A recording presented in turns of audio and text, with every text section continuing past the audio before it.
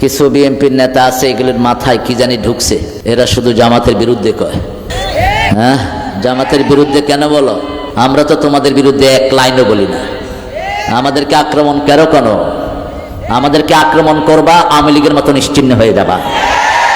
আমরা প্রতিশোধ নিই না, আমাদের প্রতিশোধ একজনই নাই। তিনি কে? কে তিনি? মাথা ঠান্ডা রেখে চলো। সামনের দিনগুলো যদি সুন্দর চাও, কোরআনী দলকে সামনে রাখো। তোমাদের গণভিত্তি আর জামাতের নেতৃত্ব দুটা মিলে বাংলাদেশকে সুন্দর করবে, ঠিক কিনা? তাকায় দেখো না কিভাবে ভার্সিটিগুলোকে তারা কন্ট্রোল করছে। আমরা কেউ ক্ষমতায় যেতে চাই না, এমপি মন্ত্রী হওয়ার লোভ আমাদের নাই। আমরা চাই আল্লাহর কোরআন দিয়ে পার্লামেন্ট চলুক। সবাইকে জানিয়ে দেওয়া হলো আব্দুল্লাহকে কুরবানি দেওয়া হবে। সব দিকে এলান ছড়ে গেল, হাজার হাজার মানুষ ওই দিন উপস্থিত হয়ে গেল। হঠাৎ করে দেখা গেল আব্দুল্লাহকে কুরবানির মুহূর্তে মক্কাতুল মুকাররমার যুবতী নারীরা 200 যুবতী নারী তরবারি নিয়ে দাঁড়িয়ে গেলেন। 200 যুবতী নারী তারা তরবারি নিয়ে দাঁড়িয়ে গেলেন। খবরদার, খবরদার, যদি আব্দুল্লাহকে কুরবানি দেওয়াই হয় তাহলে আমাদেরকে আগে কুরবানি দেওয়া লাগবে। না হয় আব্দুল্লাহকে কুরবানি দেওয়ার সুযোগ দেওয়া হবে না। সব নারীরা তরবারি নিয়ে দাঁড়িয়ে গেলেন। আব্দুল্লাহকে যদি কুরবানি দেওয়া হয় মক্কার মধ্যে রক্তপাত শুরু হয়ে যাবে।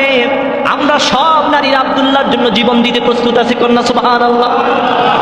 আমার ভাইয়েরা, সব নারীরা প্রস্তুত হয়ে গেল, তরবারি নিয়ে তারা সব দাঁড়িয়ে গেলেন। এইদিকে এই 200 নারীর সাথে আরবের যেই বণিকরা ছিল, ব্যবসায়িকরা ছিল, তারাও, যুবক সমাজ, তারাও দাঁড়িয়ে গেল যে যদি আব্দুল্লাহকে কুরবানি দেওয়া হয় তাহলে আমরাও তাদের সাথে যুদ্ধ করব, মেয়েদের সাথে আমরা যুদ্ধ লিপ্ত হয়ে যাব। আব্দুল্লাহকে কোনোভাবে কুরবানি দেওয়া যাবে না।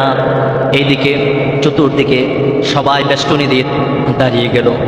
এবার আব্দুল মুতাল্লিব আলেমদেরকে বললেন, শোনো, এখন আমি কি করতে পারি, আমাকে তোমরা ফায়সালা দাও। বলে, শোনো, আব্দুল্লাহকে যেহেতু কুরবানি দিতে দিচ্ছে না, তাহলে আব্দুল্লাহর নাম লেখা হোক আর উটের নাম লেখা হোক, এইভাবে 10টা করে লটারি শুরু করে দেওয়া হোক। আমার ভাইয়েরা, প্রথমবার লটারি দেওয়া হলো, আব্দুল্লাহর নাম আসলো। দ্বিতীয়বার, চতুর্থবার, পঞ্চমবার, বারবার আব্দুল্লাহর নাম আসতেছে। বারবার আব্দুল্লাহর নাম, যতবার লটারি দেওয়া হয়। আর মরিয়ম, ওই যুবতী নারীদের লিডার মরিয়ম ডাক দিয়ে বলতেছে, শোনো, যদি 1000বারও যদি আব্দুল্লাহর নাম আসে তারপরও আমরা আব্দুল্লাহকে কুরবানি দিতে দিব না। সুবহানাল্লাহ। আমার ভাইয়েরা, এইদিকে সবাই কি হচ্ছে, কার নাম আসতেছে, লটারি হচ্ছে, বারবার লটারি হচ্ছে। আমার ভাইয়েরা, যখন একেবারে 99টা হয়ে গেল, এবার 100টা হবে, পূর্ণ হবে। 100টা পূর্ণ হওয়ার পরে যখন লটারি দেওয়া হলো, ওই 100 বার লটারির সময় 100টা উটের নাম উঠে আসলো। সুবহানাল্লাহ। জোরে বলেন না সুবহান। আমার ভাইয়েরা, 100টা উটের নাম আসলো। আব্দুল মুতাল্লিব সেই কাবার পাশে এই 100টা উটকে কোরবানি করেছেন। সুবহানাল্লাহ। আমার ভাইয়েরা, এইদিকে আল্লাহর হাবিবের নূর আব্দুল্লাহ কুপালের মধ্যে, আব্দুল্লাহ যখন বড় হয়ে গেলেন, 18 বছরে যখন উপনীত হয়ে গেলেন, যখন বিবাহের অবস্থা হয়ে যাচ্ছে, এবার মরিয়ম বারবার, ওই যে 200 যুবতী নারীর লিডার ছিল, এবার এই মরিয়ম প্রস্তাব পাঠাইলো আব্দুল্লাহকে বিবাহ করার জন্য।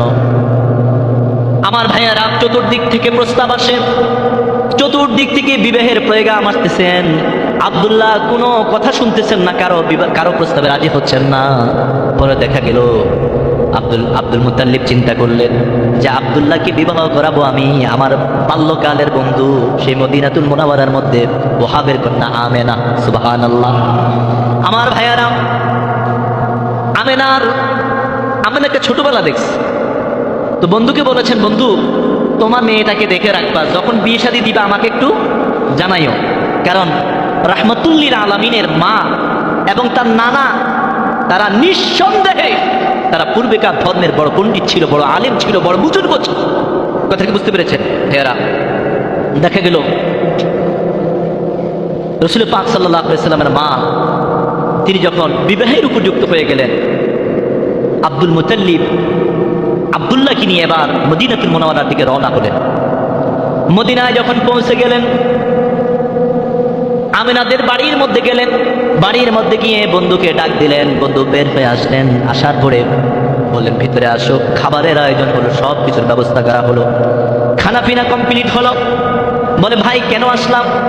বলে তোমাকে একটা কথা আমি বলেছিলাম, যে কথাটি তোমার মনে আছে কিনা? যখন তোমার আমেনা একেবারে ছোট ছিল, আমি তোমাকে প্রস্তাব দিয়েছিলাম, তোমার আমেনাকে যখন তুমি বিবাহ দিবে তখন একটু আমাকে একটু জানাইবা। সুবহানাল্লাহ। বলে হ্যাঁ আমার মনে আছে। বলে তাহলে কি সংবাদ বলো?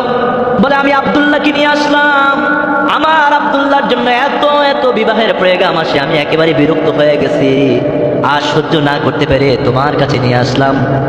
তোমার আমেনার সাথে আমি বিবাহ বন্ধনে আবদ্ধ করতে চাই, তোমার আমেনাকে আমি পুত্রবধূ বানাতে চাই। বন্ধু বললেন ঠিক আছে, তাহলে আর দেরি নয়, আমরা তাদের হিসাবের ব্যবস্থা করি। সেখানে কবুল পড়ালেন, বিবাহ সংগঠিত হয়ে গেল।